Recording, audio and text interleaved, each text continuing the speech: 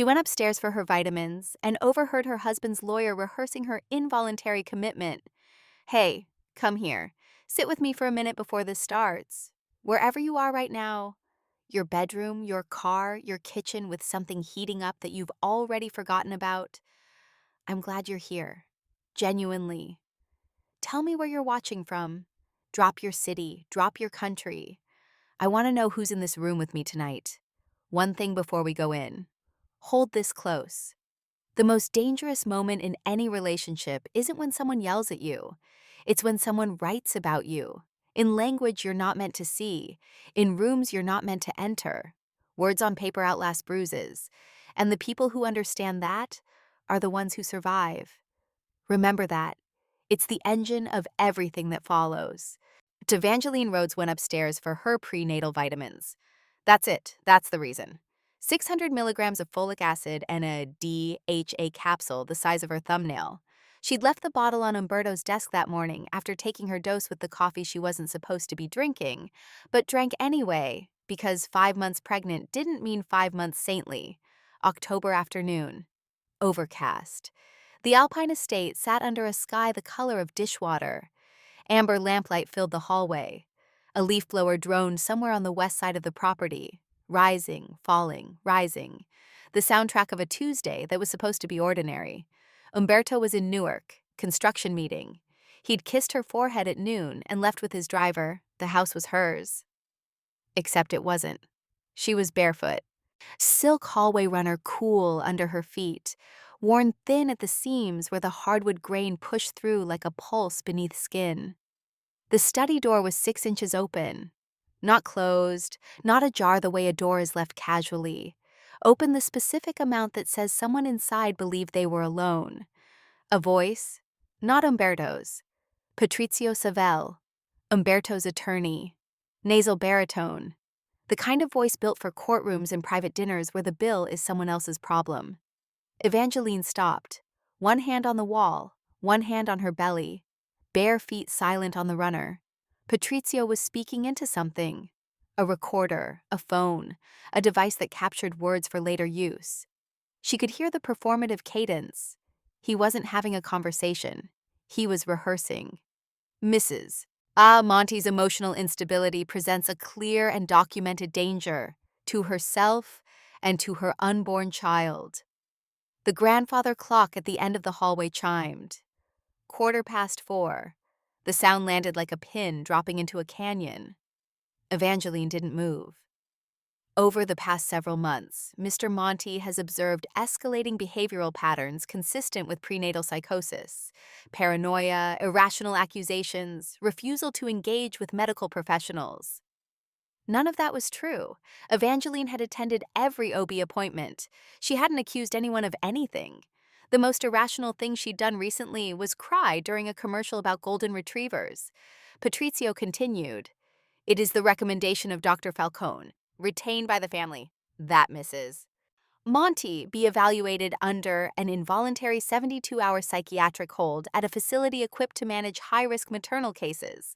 Dr. Falcone." Evangeline had never met a Dr. Falcone, had never heard the name in any conversation Umberto had in her presence. A doctor she didn't know was recommending she be committed to a facility she'd never heard of, based on symptoms she didn't have. The leaf blower cut out. The silence hit like a wall. Patrizio's chair creaked, footsteps inside the study, moving toward the door. Evangeline stepped back, 3 steps, silent on the runner, pressed herself against the hallway wall next to a console table holding a vase of dried hydrangeas. Heart hammering, baby shifting. A slow roll, left to right, as if repositioning to listen. The study door opened wider. Patrizio stepped into the hallway.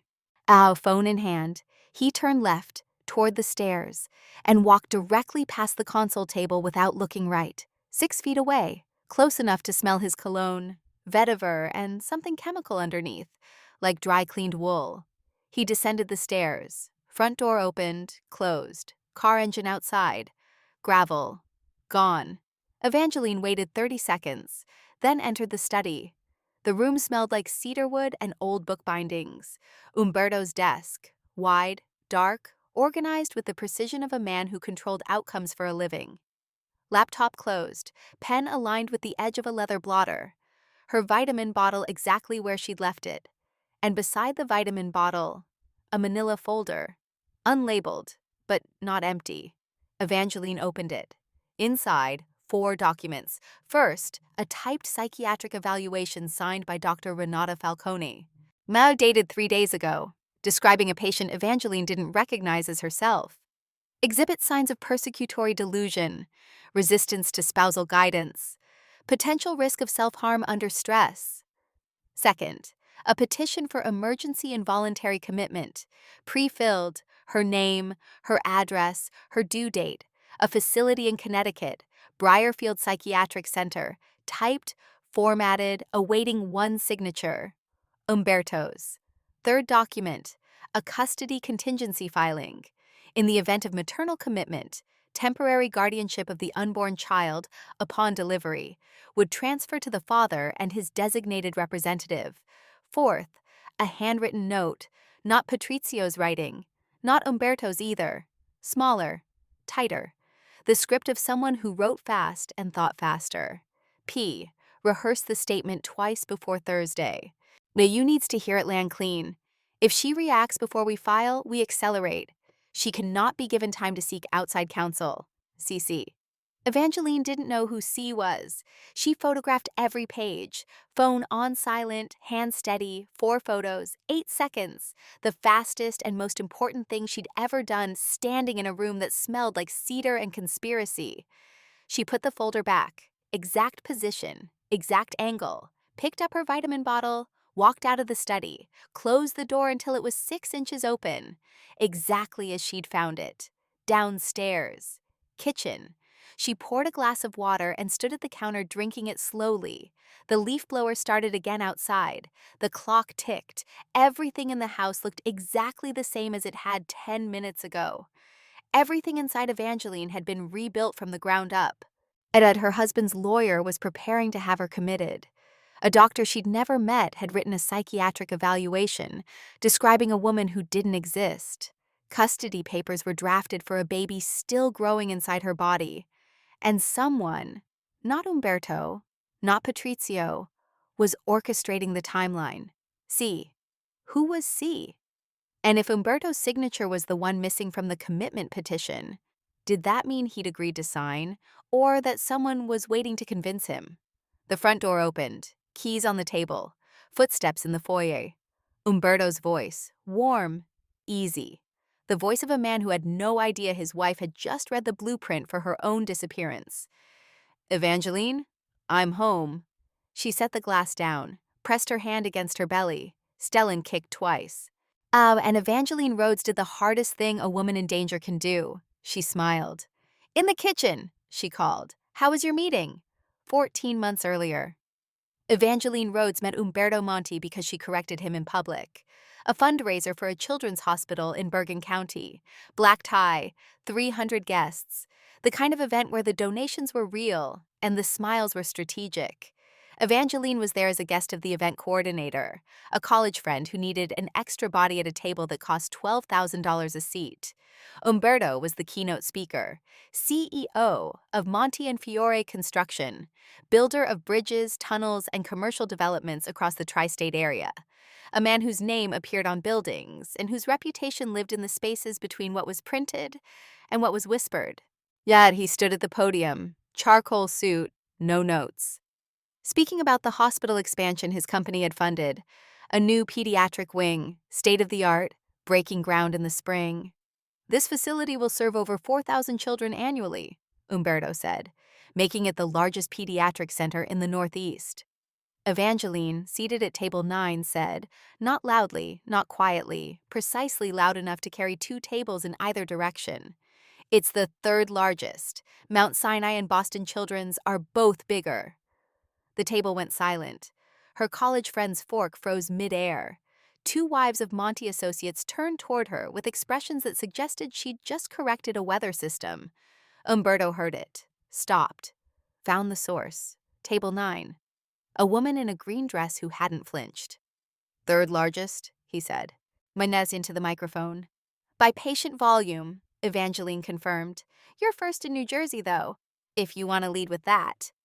300 people held their breath. Umberto smiled. Not the diplomatic smile he'd been wearing all evening. Something unguarded, the expression of a man encountering a species he hadn't catalogued. First in New Jersey, he repeated. I'll take that. Thank you. Evangeline. Thank you, Evangeline. Glad someone's checking my numbers. He finished the speech, came to table 9 during dessert, sat in an empty chair, asked her what she did. She was a grant writer, independent, freelance. She wrote funding applications for nonprofits, literacy programs, women's shelters, after-school initiatives, organizations that did important work and couldn't afford the language required to prove it to the people holding the checkbooks. You write for a living, Umberto said. I translate. I take what good people are doing and put it into words that make money move. That sounds like what I do. No, you build things and name them after yourself. I build arguments and name them after other people. He laughed, genuine, full. The kind of laugh that rearranges a man's face and shows you who he was before the title and the empire and the charcoal suits. They talked for 40 minutes, then an hour. Her college friend left without her. Umberto drove her home, didn't come inside, didn't ask. Called the next morning. I want to take you to dinner, he said. No, why? Because you corrected me in front of 300 people and I haven't stopped thinking about it. Here's what I want you to understand about how love becomes a trap.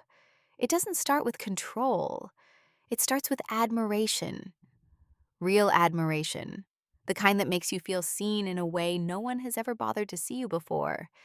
And that feeling, that intoxicating specific visibility, is what makes you stay when the architecture starts shifting around you. Umberto didn't fall in love with a quiet woman. He fell in love with the woman who corrected him at a podium, the woman with the sharp mind and the sharper mouth. Remember that, because what's happening now, the commitment papers, the psychiatric evaluation, the exit strategy, targets a version of Evangeline that Umberto once loved. And that contradiction is where the real mystery lives. They married 8 months later. Small ceremony. City Hall. Evangeline wore a cream blazer and her mother's pearl earrings. Umberto wore the same charcoal suit from the fundraiser. Deliberately. Sentimentally. A detail that made Evangeline's chest ache in the best possible way. She moved into the Alpine estate, a house that was beautiful and enormous and built for a family that hadn't arrived yet. 14 rooms, staff, a kitchen that could serve 40 and usually serve 2. The Monty world absorbed her gradually, not violently, gently. Like fog. First, the dinners. Families she was expected to know, wives she was expected to befriend. A social ecosystem with unwritten rules and invisible hierarchies. Serafina Monti, Umberto's mother, presided over this ecosystem from a townhouse in Hoboken. 71 years old, thin as wire, a woman who said welcome to the family, the way border agents say, purpose of your visit. She's protective, Umberto explained. She looked at me like I was a lease agreement she hadn't approved. Give her time. Evangeline gave her time. Months of time. Sunday dinners, holiday gatherings, polite conversation that never warmed past room temperature. Serafina remained cordial and closed, a locked door with a welcome mat. Then, the silences. The longer Evangeline lived in the Monty world, the more she noticed the architecture of what wasn't said. Umberto's phone calls that happened in the study with the door closed. Business meetings that started at 10 p.m. and ended at 2 a.m. The men who arrived at the estate in black cars and left without being introduced. Evangeline didn't confront. She observed, the way a grant writer observes, collecting data, identifying patterns, building a picture from the negative space. She understood what Umberto was, not because he told her, because the evidence was fluent. She accepted it, not comfortably, pragmatically, the way a woman accepts gravity. You don't fight it, you learn to move within it. But she drew a line. I don't need to know the details, she told Umberto one night. Bedroom, lights low, his hand on her hip. But I need you to promise me something. Anything. Whatever your world is, it stays on the other side of that study door. It doesn't touch our home, it doesn't touch our children, and it never ever involves someone making decisions about my life without my knowledge. He kissed her forehead. I promise. She believed him 5 months ago. The pregnancy. Positive test on a Wednesday morning. Evangeline sat on the bathroom floor and laughed. The overwhelmed, joyful, terrified laughter of a woman whose life had just doubled in meaning. Umberto cried, actually cried, stood in the bathroom doorway with wet eyes and a face so open it looked like a different man lived behind the one she'd married. A baby, he said. A baby. I'm going to build a world for this child, Evangeline. The safest, best world that exists. She believed that too. But something changed in the months that followed. Not dramatically, not in ways that announced themselves. In textures. Umberto started asking questions he'd never asked before. How was she feeling? Emotionally, not physically. Was she sleeping? Had she considered talking to someone? A professional. Just to manage the stress. What stress? Evangeline asked. Pregnancy stress, hormonal changes, it's normal to struggle. I'm not struggling. I know, I'm just saying, if you ever are. The suggestion hung in the air, returned a week later. Then again, a gentle, persistent current pushing her toward a diagnosis she didn't have. And now, standing in her kitchen with photographs of commitment papers on her phone and her husband's footsteps crossing the foyer, Evangeline understood what that current had been. Preparation, groundwork, the careful, patient construction of a narrative that would make her involuntary commitment feel inevitable rather than engineered. Now, someone had been building a case against her sanity for months, and the worst part, the part that sat in her stomach like a stone, was that the man walking toward her right now might be the architect, or he might be a pawn, and until she knew which, she couldn't afford to blink. "How was the meeting?" she asked, smiling, vitamins in hand, 5 months pregnant, playing the role of a woman who didn't know, the most dangerous role she'd ever performed. Wednesday, 2 days after the study, Evangeline didn't sleep for 41 hours. Not insomnia, strategy. She lay beside Umberto both nights, breathing evenly, body still, performing rest, while her mind ran operations. She had 4 photographs on her phone, commitment petition, psychiatric evaluation, custody contingency filing, and the handwritten note from C.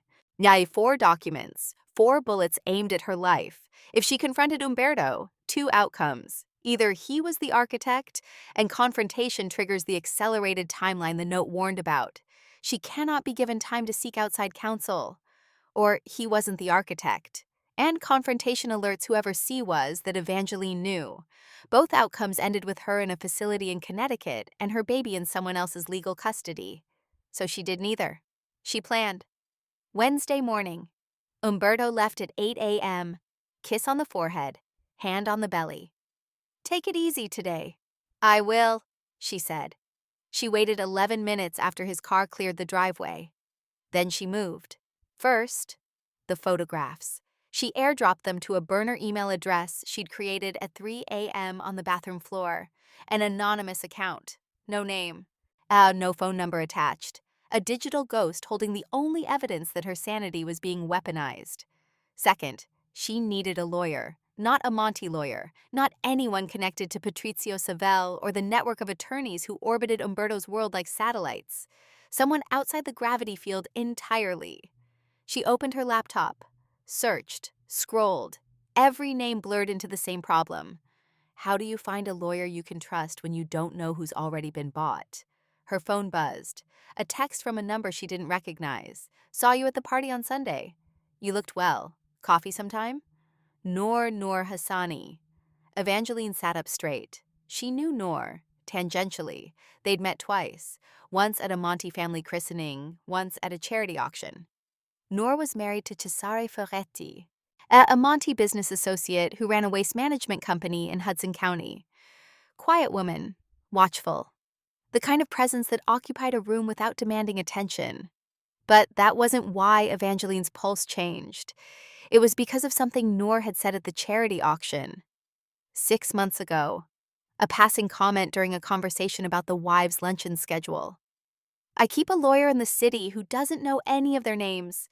A woman should always have a door that opens outward. Evangeline had laughed at the time, filed it under eccentric. Now it felt like prophecy. She typed back, "Coffee sounds perfect. Today, name the place. 40 seconds. Clementine's, Fort Lee. 11:30. Come alone." Clementine's was a bakery cafe on a side street that survived on regulars and refused to update its decor past 1997. Oh, floral wallpaper, wooden chairs that didn't match, the smell of almond extract and strong coffee.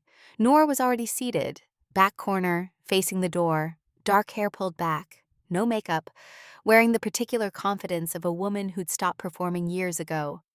Evangeline sat across from her. "You look terrible," Nora said. "I haven't slept in 2 days." "Why?" Evangeline studied her for 5 seconds, measuring, calculating whether this woman was safe or whether safety was something that no longer existed in any room connected to the Monty universe. She decided, not based on certainty, based on the fact that uncertainty was already killing her, and she needed one door that opened outward. She placed her phone on the table, opened the photographs, turned the screen toward Noor. Noor read, slowly, face unchanged. The composure of someone who'd seen documents used as weapons before. When she finished, she looked up. "When is the filing date?" "Thursday, tomorrow. The note says Umberto needs to hear the rehearsed statement land clean before he signs." "Has he signed?" "Not yet. The signature line is empty." "Then you have a window. Small, but real." Noor picked up her phone, dialed a number from memory. "Thessaly, it's Noor. I'm sending someone to you today. She's 5 months pregnant, and she's being committed on paper by people who haven't bothered to examine her in person. She needs you." She hung up, wrote an address on a napkin, slid it across. "Thessaly Oren, family law attorney, Manhattan. She specializes in protective orders and involuntary commitment defense. Well, she's never heard the name Monty, and she doesn't scare easily." Here's something about survival that nobody puts on motivational posters. Sometimes the bravest thing you do isn't fighting. It's asking for help from someone you barely know. Because the people you know well are the ones building the cage. Evangeline had spent her entire marriage being self-sufficient inside the Monty world. Independent, proud of needing nothing. And that independence had been repackaged as instability by people who needed her isolated to make the plan work. Asking Noor for help wasn't weakness. It was the first crack in the wall they'd built around her. "Why are you helping me?" Evangeline asked. Noor sipped her coffee, set it down with the precision of a woman who measured every gesture. "Because 4 years ago, Cesare's family tried to have me declared unfit. Different paperwork, same architecture. They wanted the children. They wanted me gone. And the only reason I'm sitting here, drinking coffee instead of staring at a wall in a facility in Pennsylvania, is because a stranger helped me when no one else would." "What happened?" "Thessaly happened. She dismantled their case in 9 days. Found the doctor who signed the evaluation had never examined me. Found the attorney who drafted the petition had a conflict of interest. Filed an emergency counterclaim that made the whole thing radioactive. And Cesare?" Noor's expression shifted. Something complicated. Something that contained both love and damage in equal measure. "Cesare didn't know. His mother orchestrated everything. When he found out, he chose me. But finding out almost came too late." Evangeline absorbed that. His mother orchestrated everything. Serafina Monti, Umberto's mother. The woman who'd looked at Evangeline like an unapproved lease agreement since day one. S didn't match the initial on the handwritten note. The note was signed C. But the architecture, someone close to the family orchestrating a commitment without the husband's full knowledge, matched exactly. "The note," Evangeline said, pulled the photograph up again, zoomed in on the handwriting. P. "Rehearse the statement twice before Thursday. You needs to hear it land clean. If she reacts before we file, we accelerate. She cannot be given time to seek outside counsel." "See you as Umberto," Evangeline said. "He needs to hear it land clean. That means someone is presenting this to him, convincing him." He hasn't decided yet." "Which means the architect isn't your husband. It's C." "Who's C?" Evangeline stared at the handwriting. Tight, Fast, controlled. She'd seen it before. Somewhere in the house. Not in Umberto's study. Somewhere else. The kitchen. The message board next to the refrigerator. Grocery lists. Appointment reminders. Notes left by the one person who moved through the house with complete access and complete invisibility. Cosima, Umberto's younger sister. The one who managed the family's charitable foundation. The one who brought homemade biscotti every Sunday and asked Evangeline how she was feeling with a warmth that felt like care. C. Cosima Monti. The grandfather clock. The handwriting. Yeah, the questions about her emotional state that Umberto had started asking months ago. Questions that didn't sound like him because they weren't his. They were fed to him, scripted, by someone who'd been engineering this removal since before the pregnancy test dried. Evangeline's hand pressed against her belly. The baby kicked. 2 quick, 1 slow. "I know who C is," she said. Nor leaned forward. "And she's having dinner at my house tomorrow night." Wednesday, 3:17 p.m. Manhattan, 3:17. The time on her mother's pocket watch. The minute Evangeline was born. She noticed it on the clock above Thessaly Oren's desk and felt something tighten in her chest. Not superstition, but recognition. The universe underlining a moment. Thessaly's office was on the 9th floor of a building on West 28th Street that housed immigration attorneys, and a translation service, and a therapist who specialized in cult recovery, the kind of building where people came to escape systems built to contain them. Thessaly herself was mid-50s, black hair streaked silver, reading glasses on a chain, a desk covered in files organized by colored tabs. Red for urgent, yellow for active, blue for one. There was a lot of blue. She read Evangeline's photographs in silence. 2 minutes, no expression. The discipline of a woman who trained herself to absorb horror without performing shock. "When did you find these?" Thessaly asked. "Monday afternoon." "And you haven't confronted anyone?" "No." "Good." Thessaly removed her glasses, set them on the desk. "If you'd confronted, you'd be in Briarfield by Friday. The note is explicit. If she reacts, they accelerate." You did exactly right. What do I do now?" "You let them think the plan is working, and while they're performing Thursday's dinner, I build a wall they can't climb over." Thessaly laid it out, precise, methodical, the legal equivalent of a controlled demolition. Step 1, independent psychiatric evaluation. Evangeline needed to be examined by a board-certified psychiatrist with no connection to the Monti family, the Pellegrino network, or any physician who'd ever received a referral from Patrizio Savelle. "Dr. Falcone, the one who signed your evaluation, has never examined you. That's malpractice at minimum. Fraud if we can prove she was compensated for a fabricated diagnosis." "Can we prove that?" "I've seen Falcone's name before. She surfaces in cases involving high-net-worth custody disputes. She writes evaluations for people who pay her to write evaluations. I'll have her billing records subpoenaed by Monday." Step 2, document the counter-narrative. Every OB appointment Evangeline had attended. Every prenatal record showing normal health, normal emotional function, normal engagement with care. A paper trail proving that the woman described in the commitment petition didn't exist. "They're building a fiction," Thessaly said. "We build the fact sheet that makes the fiction visible." Step 3, the emergency counterclaim. Filed simultaneously with any commitment petition Cosima's team submitted. A preemptive motion challenging the evaluation's validity, the attorney's conflict of interest, and the petition's basis. The moment they file, we file. They walk into court expecting an uncontested commitment and find a contested one with independent medical evidence and a fraud allegation against their expert witness. Evangeline exhaled, the first full breath in 43 hours. "There's one thing I need from you," Thessaly said. "What?" "Thursday. Dinner with Cosima. You need to be perfect. No tells, no edge. She has to leave that dinner believing you're exactly the woman described in that evaluation. Distracted, fragile, compliant. If she suspects you know, the filing moves up and we lose preparation time." "You're asking me to perform instability." I'm asking you to let her see what she's already decided to see. There's a difference. Evangeline drove home. Rush hour. The George Washington Bridge packed, October sky going dark early, headlights reflecting off wet asphalt.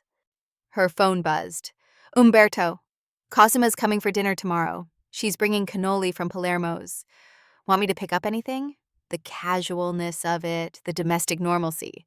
A man texting his pregnant wife about pastry, while his sister prepared to have that wife institutionalized. Did he know? The question circled like a bird that wouldn't land. The note said, "You needs to hear it land clean." That meant Patrizio's rehearsed statement was being prepared for Umberto's ears, which meant Umberto hadn't heard it yet, hadn't been convinced yet.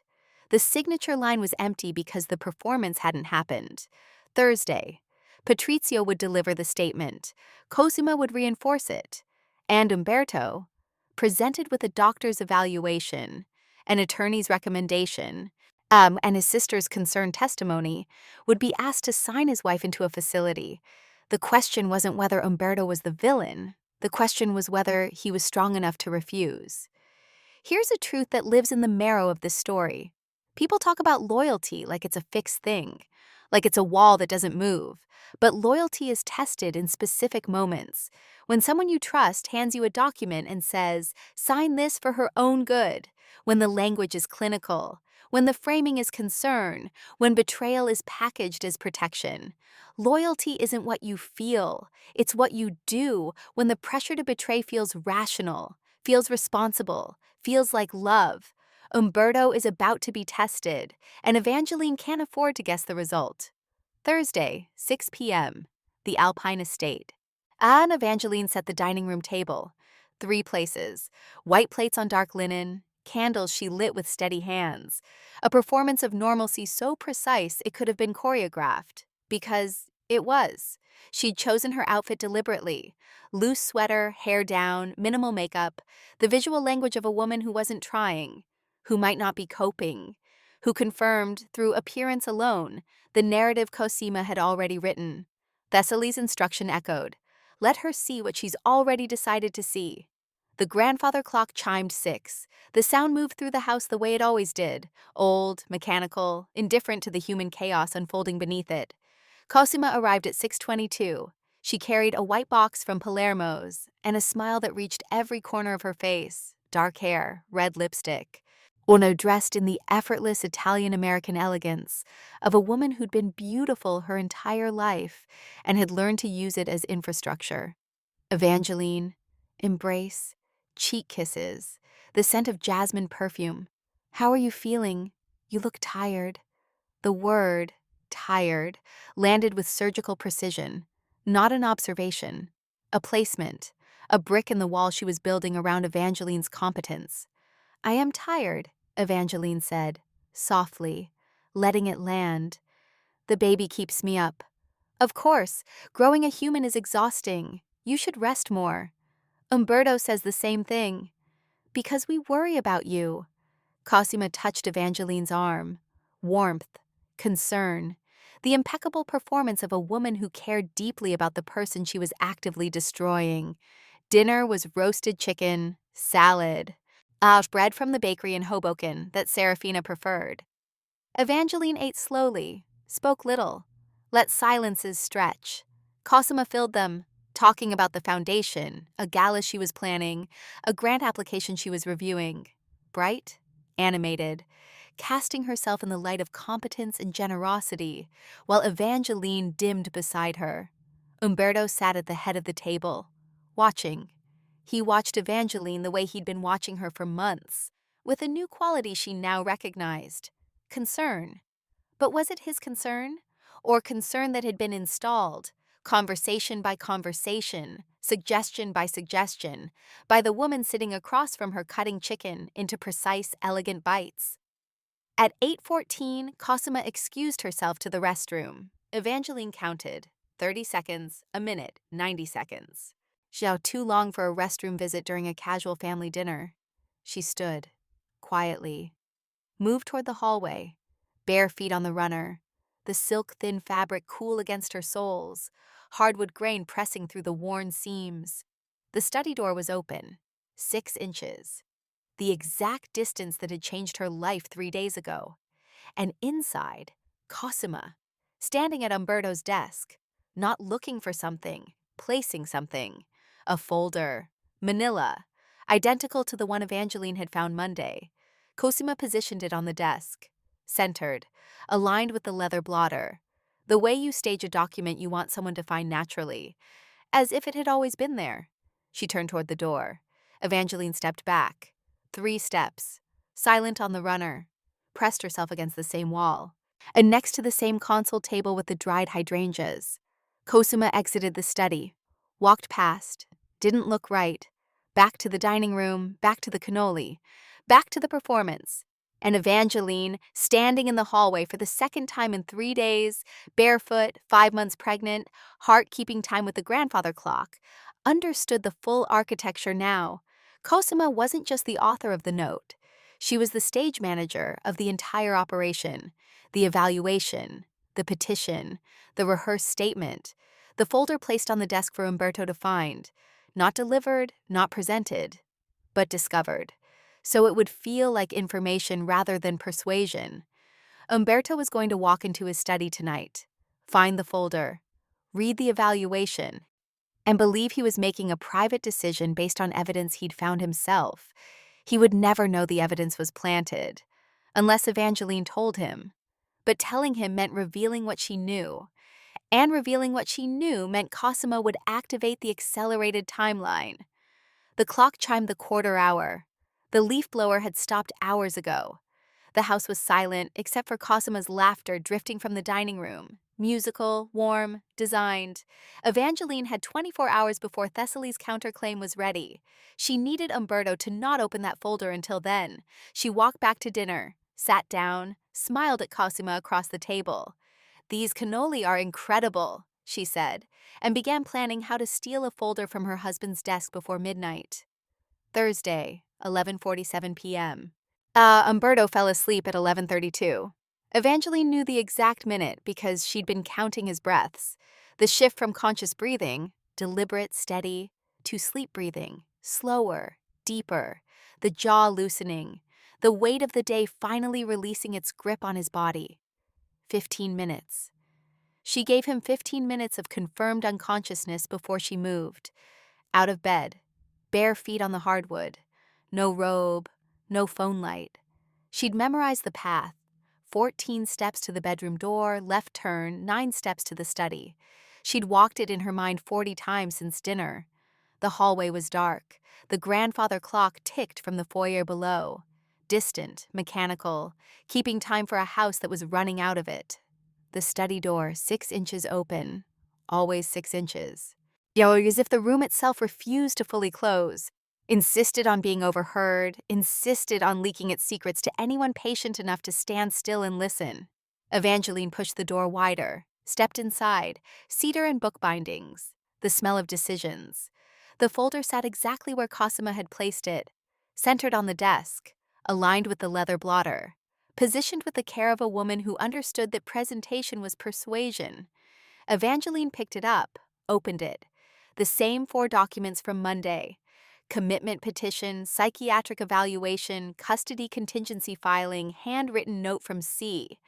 But now there was a 5th document, clipped to the back of the stack, a single page, typed, no signature, no letterhead. The kind of document that existed to be read and destroyed. Never filed, never referenced, yet never acknowledged in any official proceeding. Evangeline tilted the page toward the window. October moonlight, thin, silver, barely enough to read by. But enough. The document was a timeline, 11 entries, spanning 18 months. Entry 1, 14 months ago. March, 3 weeks after Evangeline and Umberto's wedding. Initial consultation with Pisavell re. Prenuptial vulnerability. No prenup executed.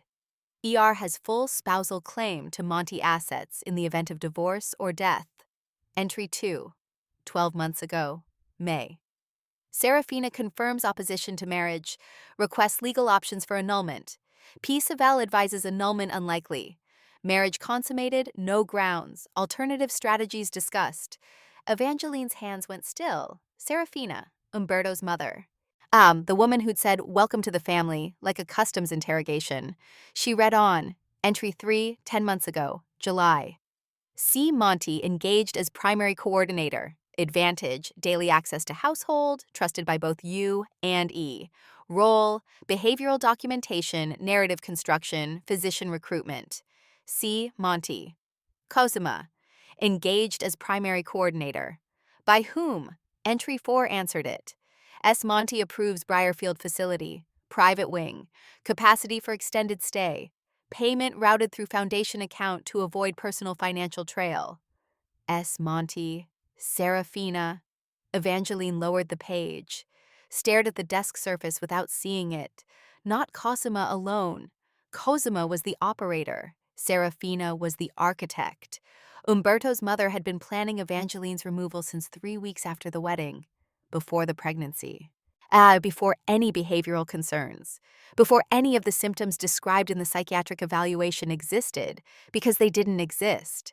They were never real. They were the justification created after the decision had already been made. Serafina wanted Evangeline gone, not because she was unstable, because she was uncontrolled. A woman with no prenup, full spousal rights, and the specific kind of intelligence that made her dangerous to a family that operated on information asymmetry. Evangeline Rhodes, the woman who corrected a powerful man in public, was too sharp to keep and too entitled to remove cleanly. So Serafina built a different exit, one that didn't require Evangeline's consent, one that reframed the threat as a diagnosis and the removal as care. Stop here, because the line you heard in part 1 just changed its meaning. Mrs. Monty's emotional instability presents a clear and documented danger to herself and to her unborn child. You heard that and assumed it was about Evangeline, that someone believed she was dangerous. Now read it again. It was never a description. It was a script, written before any instability existed, designed to create a legal reality that had no medical basis. The danger isn't Evangeline's mental state. The danger is a 71-year-old woman who decided her daughter-in-law was a threat to the family's power structure and spent 14 months building the paperwork to erase her. Documents are not truth. Documents are tools. And in the wrong hands, they're weapons that don't leave marks. Evangeline read the remaining entries, each one a brick in the wall Serafina had been building around her. At entry 5, recruitment of Dr. Renata Falconi. Compensated through the foundation. Never met the patient. Wrote the evaluation from behavioral notes provided by Cosima. Entry 6, Patrizio Savell retained as filing attorney. Conflict of interest. He already represented Umberto, but the filing was designed to appear as Umberto's initiative. Husband concerned for wife, a narrative no judge would question on its face. Entry 7. Cosima begins wellness check-ins, weekly visits to the Alpine estate, casual conversations designed to extract statements that could be reframed as evidence of deterioration. She mentioned feeling overwhelmed becomes patient reports inability to manage daily stressors. Evangeline remembered those conversations. Every one. Cosima in the kitchen, warm, attentive, asking how she was feeling. Listening with the focus of someone who cared. She'd been taking notes. Entry 8, the pregnancy. ER confirms pregnancy. S. Monty advises acceleration. Child complicates custody outcome if commitment delayed past 3rd trimester. Revised timeline, commitment before 7 months. Custody filing simultaneous. The pregnancy didn't delay the plan, it accelerated it. The baby wasn't a reason to reconsider. It was a deadline. Entry 9. Cosima recommends Umberto begin suggesting professional help.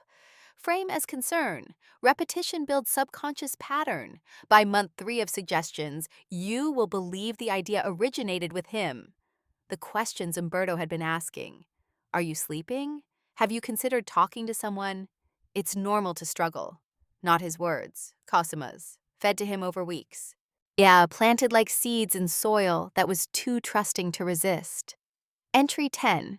Patrizio begins rehearsing the formal statement. Must land cleanly.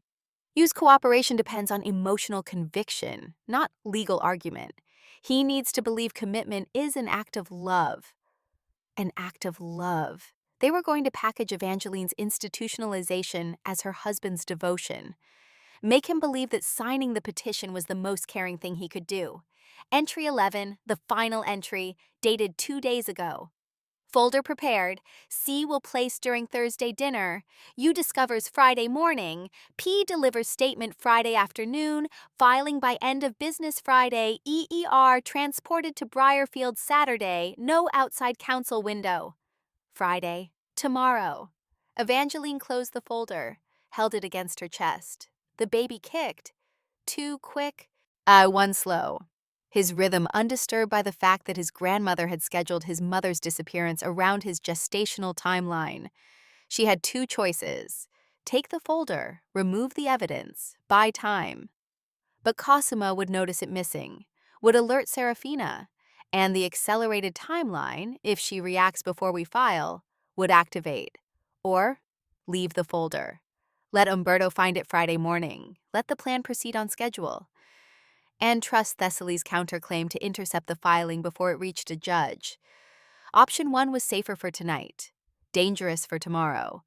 Option 2 was dangerous for tonight, safer for the long game. Evangeline chose option 3. She opened her phone, photographed the 5th document, all 11 entries, every date, every name. But every instruction Serafina Monti had issued from her townhouse in Hoboken while performing the role of concerned matriarch. Then she placed the folder back on the desk. Exact position, exact alignment, centered on the blotter. She walked out of the study, closed the door to 6 inches, and in the hallway, barefoot, 5 months pregnant, holding photographs that proved her mother-in-law had been engineering her erasure for over a year. Evangeline did something she hadn't done since Monday.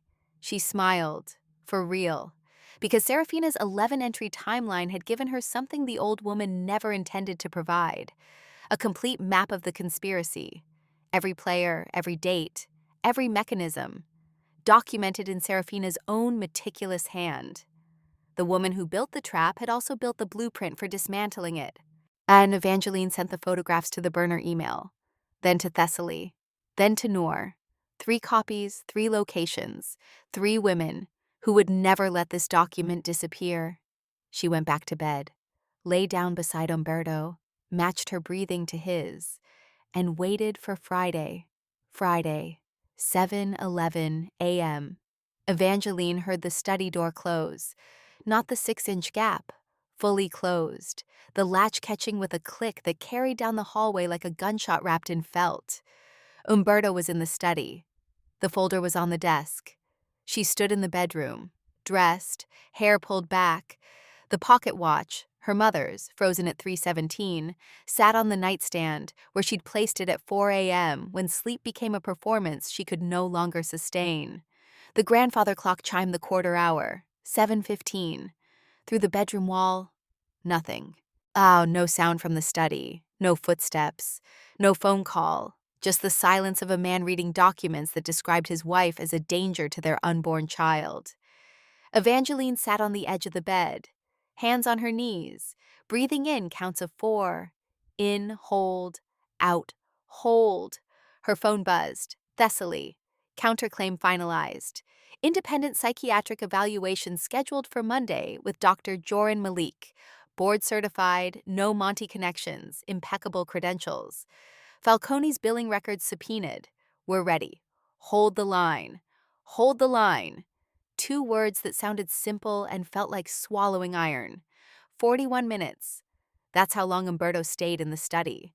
Evangeline tracked every one, not by watching a clock, by listening to the house, the creak of his desk chair at minute 12, leaning back, processing, and a drawer opening at minute 23, looking for something, cross-referencing, the low murmur of a phone call at minute 31, voice too quiet to catch words, but the cadence was questioning, uncertain.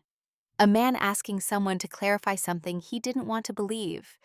Who was he calling? Patrizio? Cosima? Serafina?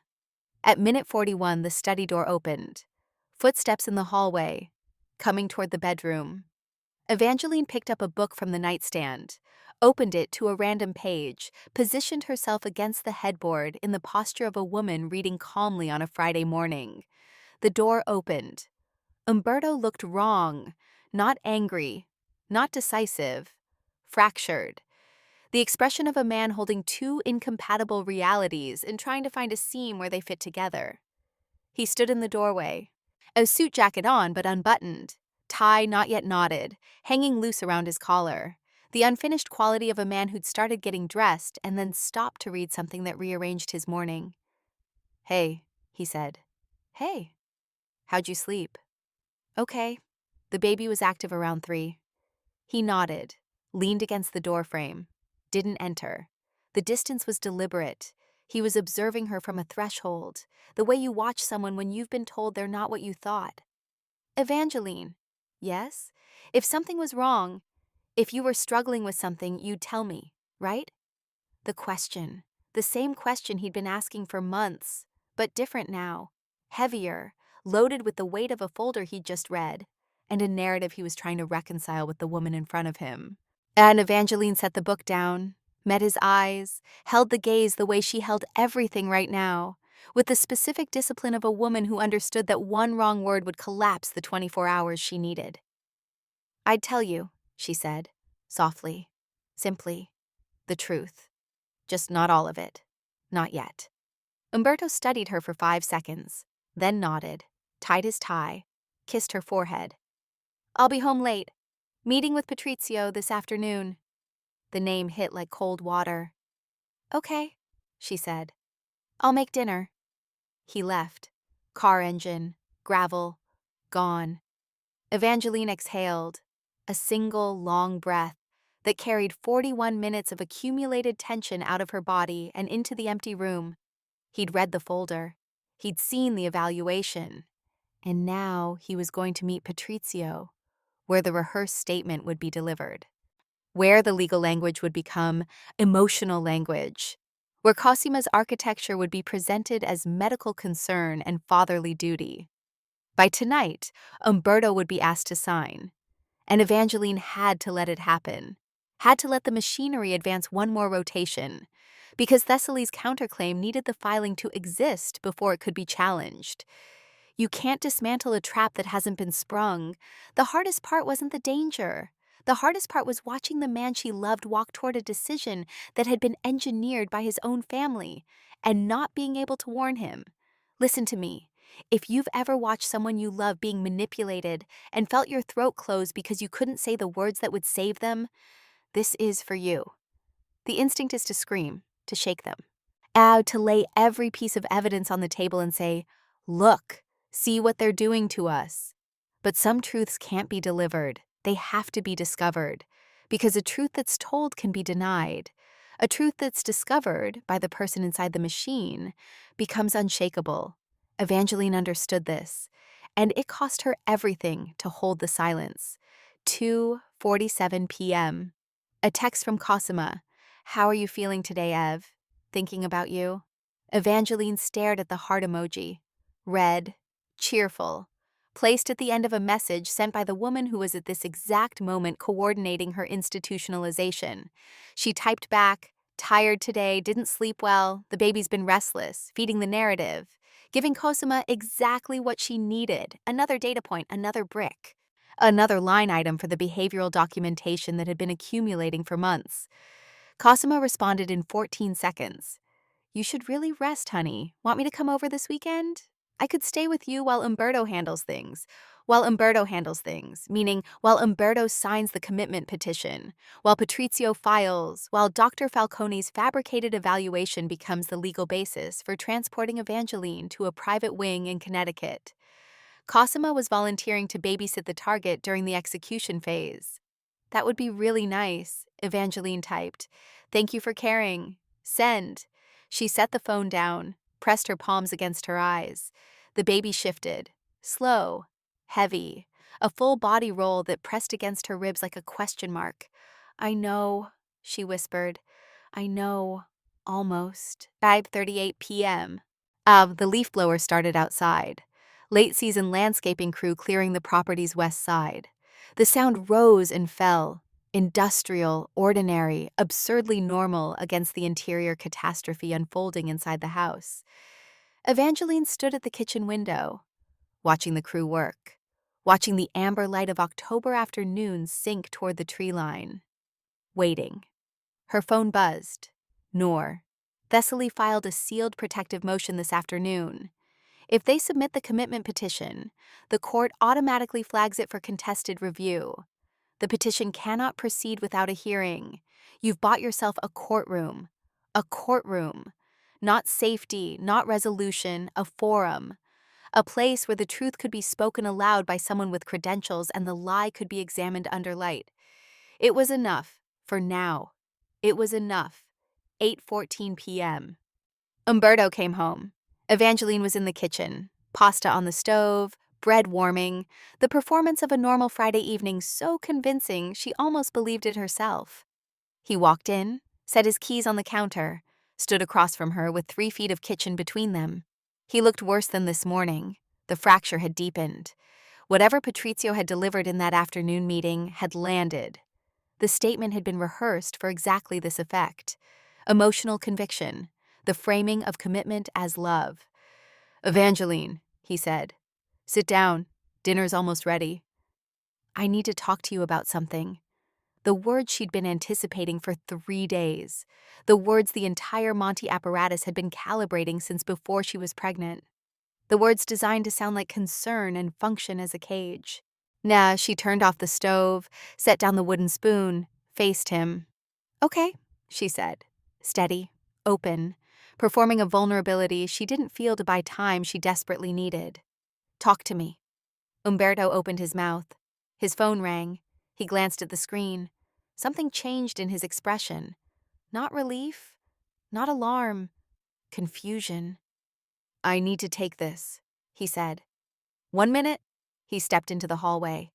Answered, low voice, the same questioning cadence she'd heard through the wall that morning.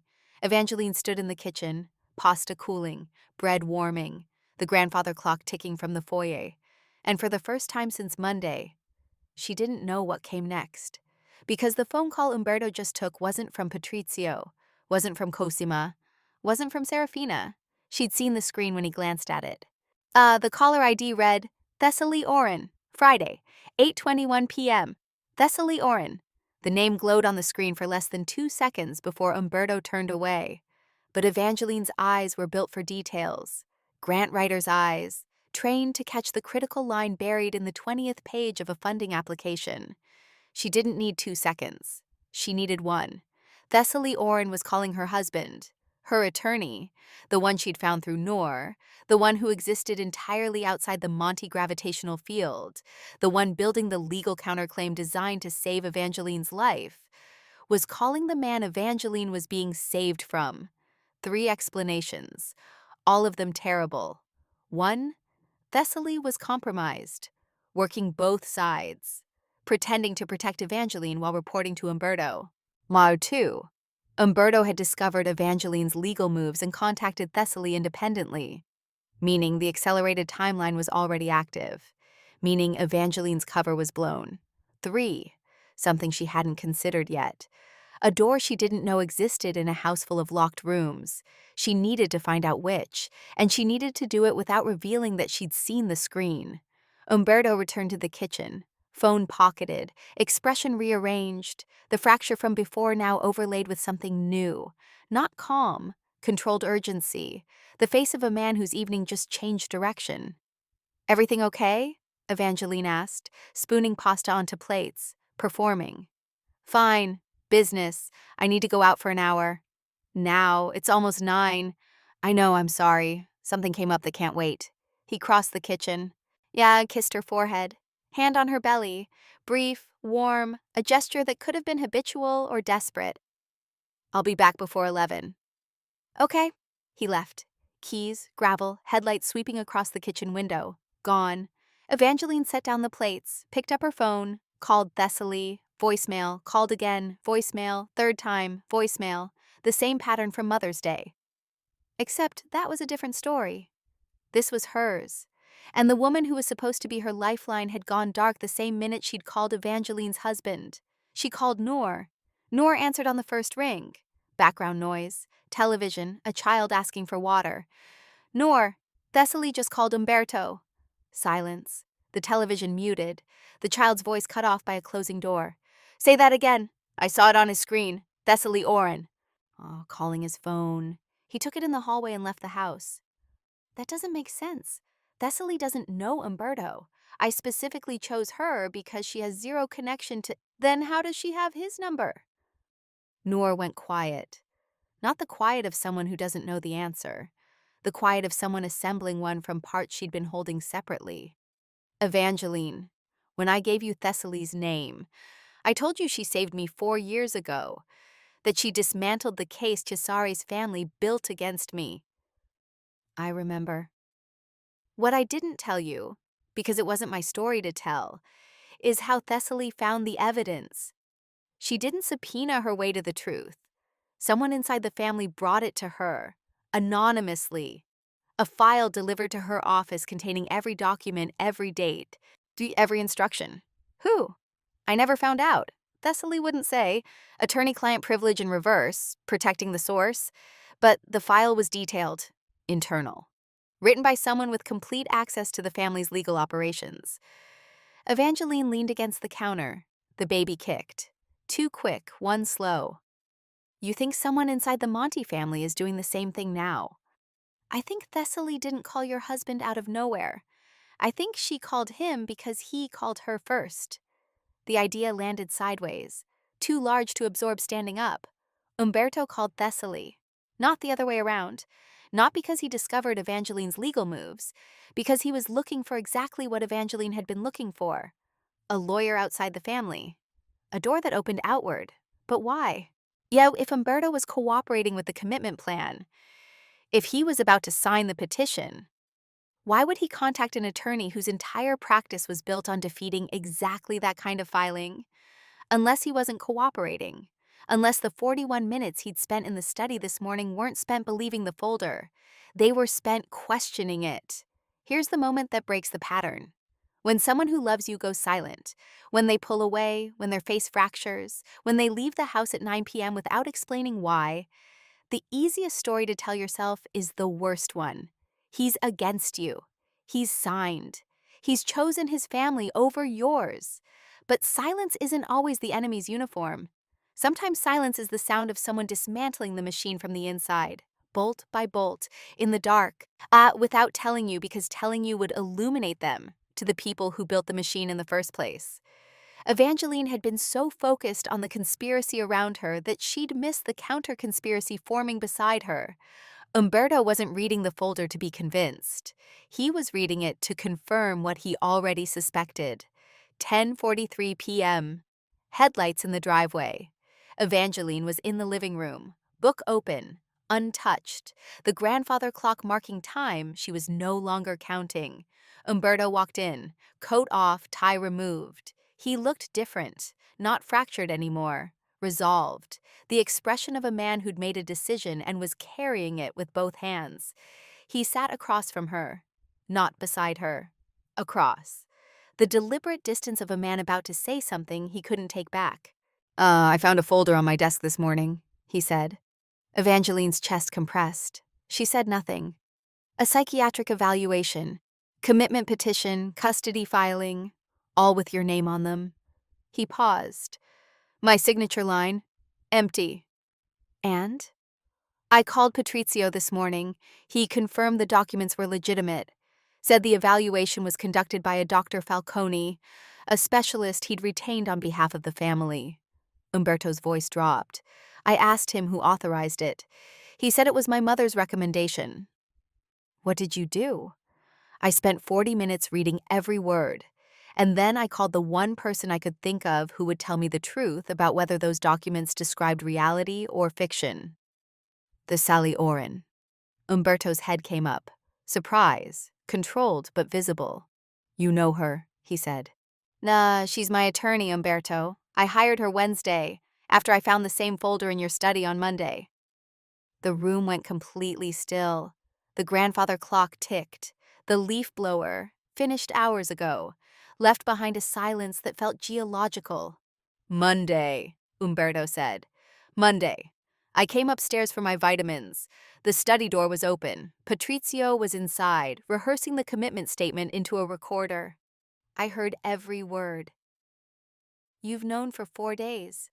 I've known for 4 days. And I've spent every one of those days pretending I didn't, because the note inside the folder said that if I reacted before the filing, they'd accelerate. I couldn't fight a petition that didn't exist yet. I needed them to file first. Umberto stared at her, processing, recalculating, seeing his wife, truly seeing her, not as the woman described in the folder, but as the woman who'd found the folder, photographed it, hired a lawyer, built a counter strategy, and performed normalcy so convincingly that the people trying to destroy her never saw the resistance forming. You've been operating, he said, not a question. I've been surviving. Inside my own house, under my family's surveillance, while pregnant. His voice cracked on the last word, not dramatically. A hairline fracture, the sound of a man understanding the scope of what his wife had endured alone. Who told you about Thessaly? He asked. Noor Hassani, Cesari's wife. She went through the same thing 4 years ago. Someone inside the family delivered evidence to Thessaly anonymously. The case was dismantled.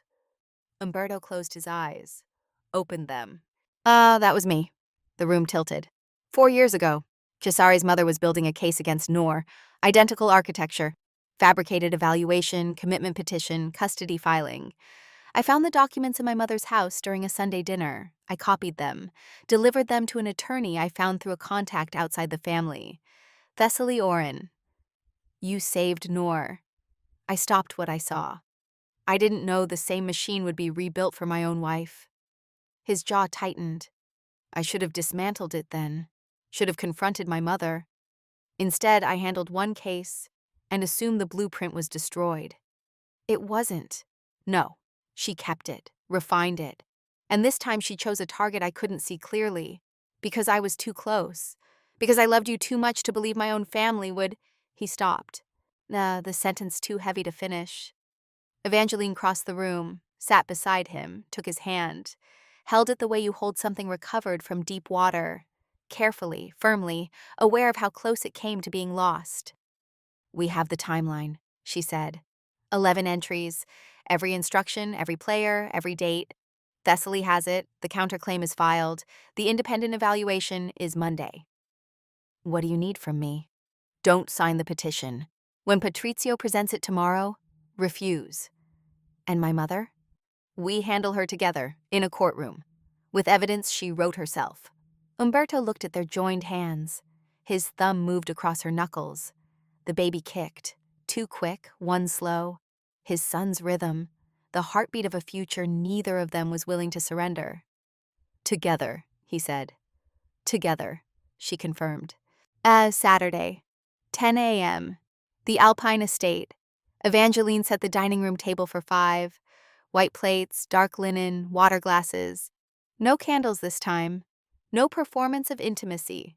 This table was staged for a different kind of event, the kind where documents replaced appetizers and silence replaced grace. 5 chairs. Evangeline, Umberto, Patrizio Savell, Cosima Monti, and Serafina Monti, who'd been invited by Cosima under the pretense that today was the day Umberto would sign. They were half right. Today was the day the signing happened, just not the one they expected. Evangeline wore black, flat shoes, hair pulled back, the pocket watch pinned to her collar, pearl face visible, hands frozen at 3:17, her mother's time, her beginning, a reminder that she'd entered this world on her own terms and intended to stay on them. Thessaly was not in the house. She was in her office in Manhattan, phone on, speakerphone open, listening to every word through a connection Noor had established at 9:15 a.m., using a device so small it sat inside the pocket watch like a second heartbeat. Serafina arrived first, 10:07 a.m., town car, driver who opened her door and didn't follow her inside. She walked through the front entrance the way she walked through every space, as if she'd designed it and was checking for deviations. 71 years old, charcoal dress, pearl stud earrings, posture that communicated authority the way a monument communicates permanence. She carried nothing, no bag, no folder. A woman who understood that the most powerful person in a room is the one whose hands are empty while everyone else holds paper. Evangeline, cheek kisses. The scent of gardenia. You look well. Thank you, Serafina. How is my grandson? Active. He has strong opinions about my sleep schedule. Serafina smiled, the same smile she'd been offering since the wedding, cordial, measured, the exact temperature of a woman who'd been planning her daughter-in-law's removal since 3 weeks after it began. Cosima arrived at 10:12. White box from Palermo's. Pastries, again. The recurring prop of a woman who weaponized domesticity. She set the box on the counter, hugged Evangeline, squeezed her arms. How are you feeling, Ev? Tired, Evangeline said. One more time. The last time she'd ever feed that word into Cosima's behavioral documentation. Patrizio Savell arrived at 10:18. Briefcase. Suit that cost more than the table it was about to be set upon. He nodded at Evangeline with the clipped courtesy of a man who'd rehearsed her institutionalization in this house 5 days ago, and apparently felt no residual awkwardness about it. Umberto was already in the dining room, standing at the head of the table, jacket off, sleeves rolled. He'd barely spoken all morning, conserving language the way a man conserves ammunition when he knows exactly how many rounds he needs. Everyone sat. The grandfather clock chimed the quarter hour, 10:15. 12 seconds late, as if even the house was holding its breath. Patrizio opened his briefcase, removed the folder, the same manila folder that had traveled from his hands to Cosima's staging to Umberto's desk, to Evangeline's phone camera, and back. Umberto, Patrizio began, professional cadence, the voice he'd rehearsed. As we discussed yesterday, I've prepared the necessary documentation for an emergency and voluntary psychiatric evaluation of your wife.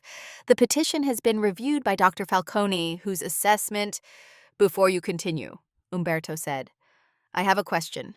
Patrizio paused. The interruption wasn't part of the rehearsal. When did you first receive instructions regarding this petition? Instructions? From my mother. The room recalibrated. 3 reactions in 2 seconds. Patrizio.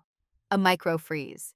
The involuntary paralysis of a man hearing a question he assumed would never be asked. Cosima. Eyes to the table. The instinct of an operator who senses the operation collapsing. Serafina. Nothing. No movement. No expression change. The absolute stillness of a woman who'd built a career on being unreadable in exactly these moments. Umberto? Serafina said. Now voice steady, modulated. This isn't productive. Patrizio is here to present medical findings. Your personal feelings about the process are understandable, but— My personal feelings about the process, Umberto repeated, slowly, letting each word hit the air individually. You're describing the involuntary commitment of my wife as a process I have feelings about, like a renovation I'm not sure about, like a paint color. I'm describing a medical recommendation made by a qualified professional, Dr. Renata Falcone, who has never met Evangeline, who has never examined her, who wrote an evaluation based on behavioral notes provided by Cosima, compensated through the family foundation to avoid a personal financial trail. Serafina's stillness held, but something behind it shifted, the structural equivalent of a foundation crack that doesn't show on the surface.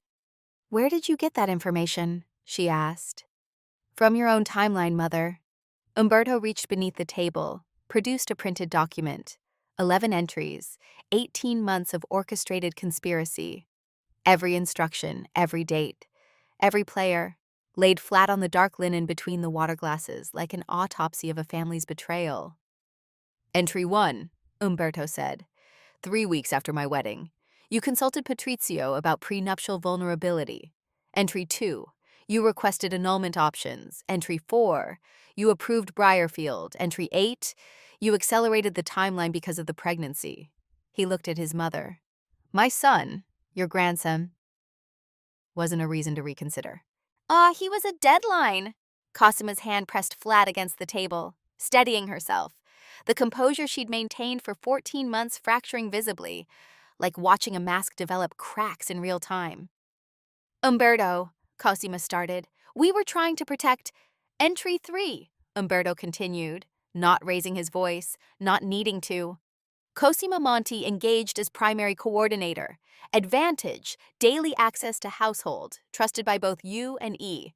Role, behavioral documentation, narrative construction, physician recruitment. He looked at his sister. You sat in my kitchen, ate dinner at my table, asked my wife how she was feeling, and wrote down her answers to use against her. I was worried about her. You were building a case. There's a difference. Here's what power looks like when it meets its own reflection. Serafina Monti spent 14 months constructing a narrative. She recruited her daughter as an operator. She retained an attorney as a filer. She engaged a doctor as a rubber stamp. She manufactured a psychiatric profile of a woman who didn't exist and nearly convinced her own son that the fiction was real. But she made one mistake. The same mistake every architect makes when they believe they're the smartest person in the building. She wrote it down. She documented her own conspiracy with the meticulous precision of a woman who trusted systems more than people.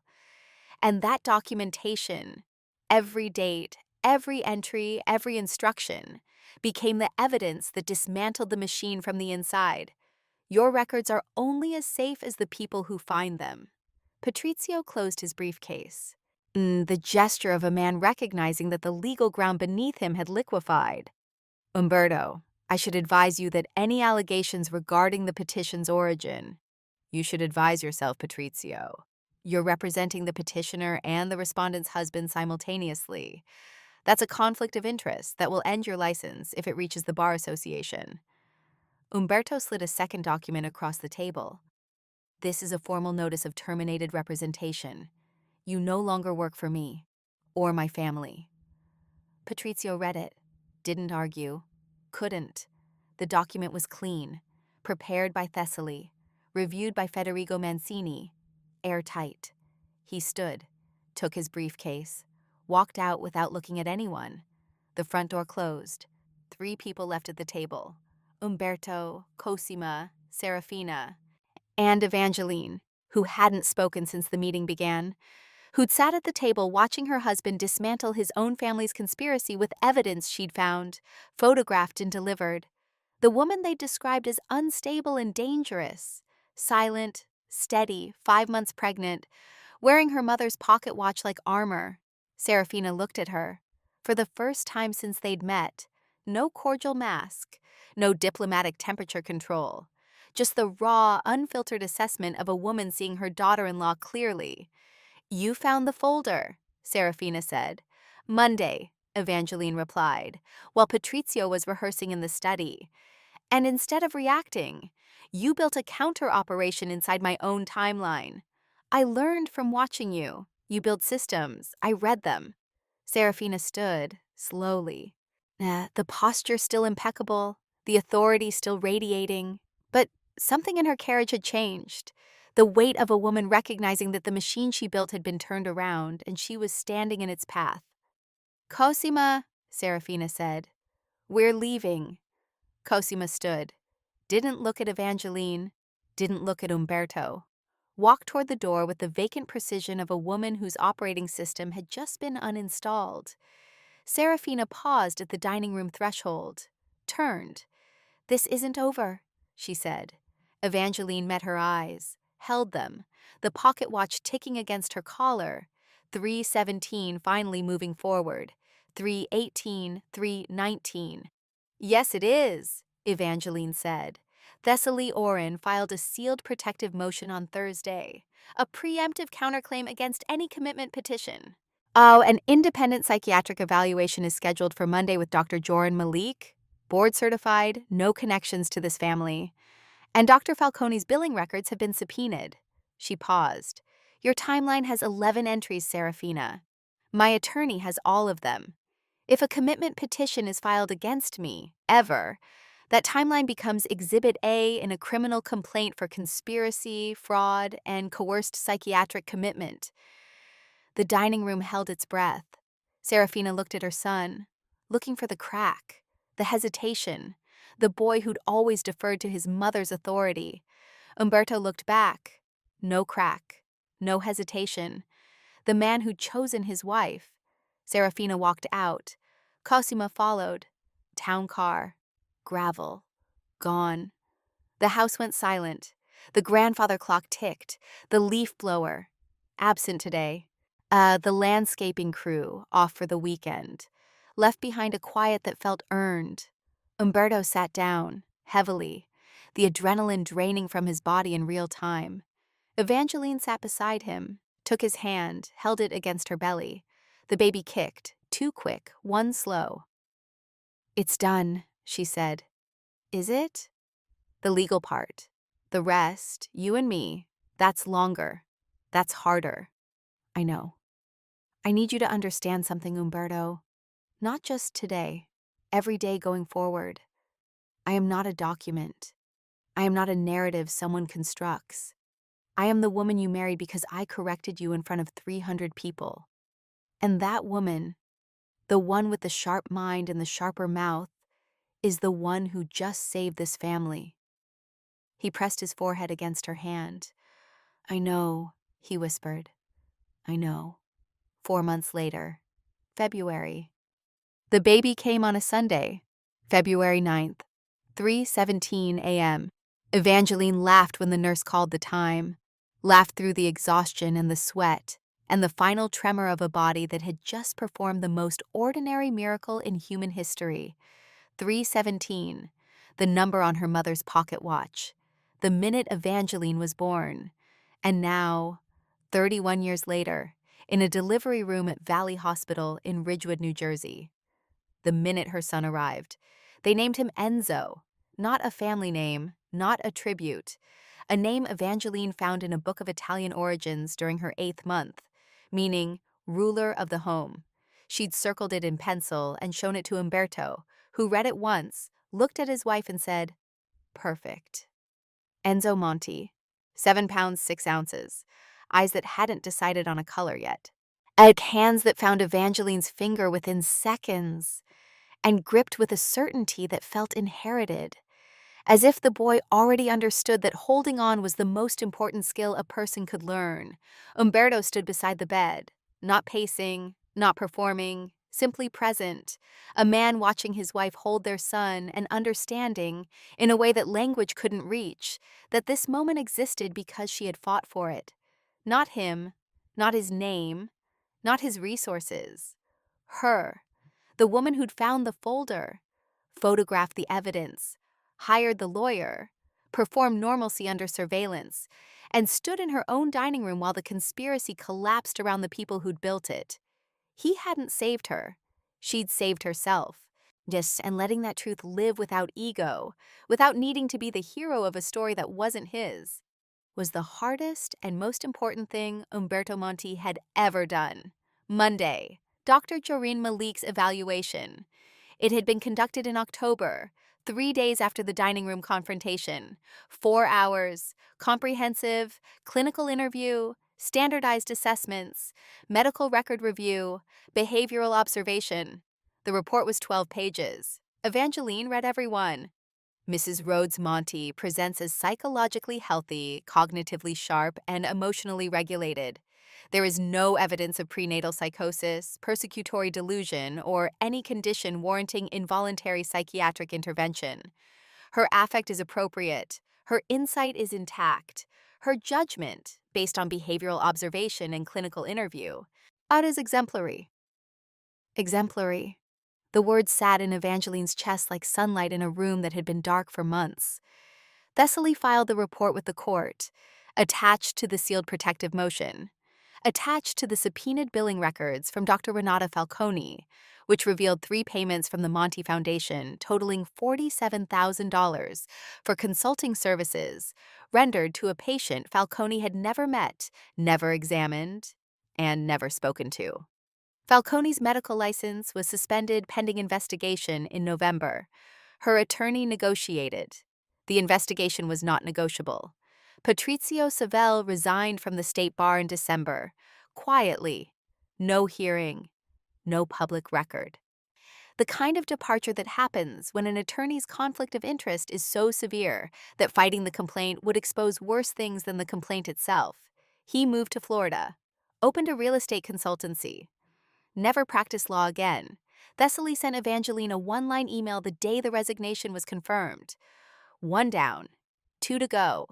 Cosima, the harder conversation, the one that lived in the space between justice and family, a space where clean outcomes don't exist and every resolution leaves a mark. Cosima called Umberto in November, 3 weeks after the dining room, voice raw, the sound of a woman who'd spent 21 days in the wreckage of her own choices. "I need to talk to you," she said. Then talk. Not on the phone. In person. They met at a diner in Fort Lee. Neutral ground. Umberto went alone. Down Evangeline's choice, not because she was afraid, but because she understood that some conversations between siblings needed to happen without an audience. He came home that night and sat at the kitchen table for 40 minutes before speaking. "She's not sorry in the way you'd want her to be," he said. "What way is she sorry?" "She's sorry it failed. She's sorry she got caught. And underneath all of that, she's sorry she didn't have the courage to say no to our mother." He paused. "She told me something I didn't know. Mama didn't ask her to participate. She told her. Said it was a family obligation. Said that if Cosima refused, she'd be treated the same way. Cut off, removed, erased. So Cosima cooperated because she was afraid of becoming me." Yes. Evangeline absorbed that. Not with forgiveness, not with anger. Yeah, with the specific, exhausting clarity of a woman who understood that the machine Serafina built didn't just target her. It consumed everyone it recruited. "What did you tell her?" Evangeline asked. "That she's my sister, that I love her, and that love and trust are not the same thing. And she destroyed the second one. Can she earn it back? I don't know. That's her work, not mine." Cosima started therapy in December, not because Umberto demanded it, because Serafina's hold, the gravitational pull of a mother who governed through fear disguised as duty, had shaped Cosima's entire adult life, and dismantling that architecture required professional tools. She sent Evangeline a letter in January, handwritten, 4 pages, not an apology, or not only an apology, a reckoning. The kind of letter a person writes when they've stopped defending their actions and started examining the soil those actions grew from. Evangeline read it twice, folded it, placed it in a drawer. She didn't respond. Not yet. Forgiveness wasn't a door she was ready to open. But she didn't throw the letter away. And in the language of 2 women navigating the aftermath of a betrayal this intimate, keeping the letter was enough. For now. Serafina. The hardest chapter. The one nobody tells you about in stories of family betrayal. What happens to the architect when the building falls? Serafina Monti did not collapse, did not apologize, did not perform remorse at a family dinner over wine and tiramisu. She retreated. Hoboken townhouse, closed doors, reduced communication. The strategic withdrawal of a woman who understood that she'd lost the battle and was recalculating whether the war was worth continuing. Umberto visited her once. Late November, alone. What was said in that townhouse stayed in that townhouse. But when Umberto came home, he carried something Evangeline had never seen on him before. Grief. Not the dramatic kind, the quiet, geological kind. The grief of a son who'd looked at his mother clearly for the first time and recognized that her love had always been conditional. "She said I chose an outsider over blood," Umberto told Evangeline. "What did you say?" "I said Evangeline is my blood now, and so is Enzo. And if being part of this family means accepting that, then the door is open. If it doesn't, the door is still open." Yeah, she just won't like what's on the other side. Serafina did not walk through the door, not in November, not in December. In January, 2 weeks before Enzo was born, a package arrived at the Alpine estate. No return address. Inside, a hand-knit blanket, white wool, blue edging, the kind of blanket a woman knits when her hands need something to do, while her pride prevents her mouth from speaking. No note. Evangeline wrapped Enzo in it the day he came home from the hospital. Not forgiveness, not reconciliation, but an acknowledgement that somewhere inside the woman who tried to erase her, a grandmother existed, and that grandmother's hands had made something soft while the rest of her remained hard. It was a beginning, a difficult, imperfect, wordless beginning. And Evangeline, who'd learned the difference between a gesture and a guarantee, accepted it as exactly that. Nothing more, nothing less. Here's the last lesson, the one this whole story has been walking toward. Motherhood doesn't begin in a delivery room. It doesn't begin when the test turns positive, or the name is chosen, or the nursery is painted. Motherhood begins the first time you refuse to let anyone else define your capacity to love your child. The first time you stand in a room full of people holding documents that describe a version of you that doesn't exist. And you say no. Not with volume, not with violence, with evidence, with preparation, with the quiet, unshakable certainty of a woman who knows who she is because she's been tested and the results came back exemplary. Now, if you're watching this and you've ever been described as too much, too emotional, too sharp, too difficult, too unstable, by people who needed you smaller to maintain control, hear me. You are not the document they wrote about you. You are the woman who found it, photographed it, and built the counter-argument that brought the whole machine down. Never forget that. The house in Alpine was sold in March, not dramatically, not in flight. The way two people sell a house when it belongs to a chapter they've finished reading. Umberto and Evangeline moved to a brownstone in Montclair. Smaller, warmer, chosen together. A home with no staff, no 14 rooms, no hallway runner worn thin by the footsteps of a woman sneaking to and from a study where her life was being disassembled on paper. The grandfather clock stayed behind. Evangeline didn't want it. The chime, quarter hour, precise, indifferent, belonged to the house where the worst and bravest days of her life had happened simultaneously. She didn't need the sound following her into the next chapter. But the pocket watch came. It sat on the mantel in the Montclair living room, pearl face, gold chain, ticking. 3:17 long past, the hands moving forward through minutes and hours and days that belonged to a woman who'd refused to let time be frozen by someone else's secret. Enzo slept beneath it most afternoons, bassinet by the window, sunlight on his face, the soft mechanical heartbeat of his mother's watch counting the seconds of a life no one would ever trade, leverage, or sign away. February evening, the living room, Montclair.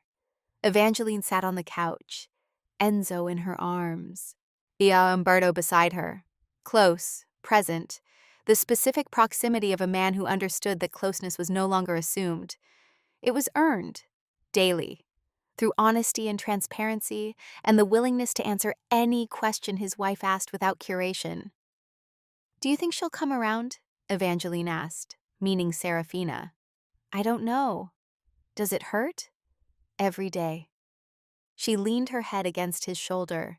He pressed his lips to her hair. The pocket watch ticked on the mantel. "Thank you," he said. "For what?" "For not running. When you found that folder.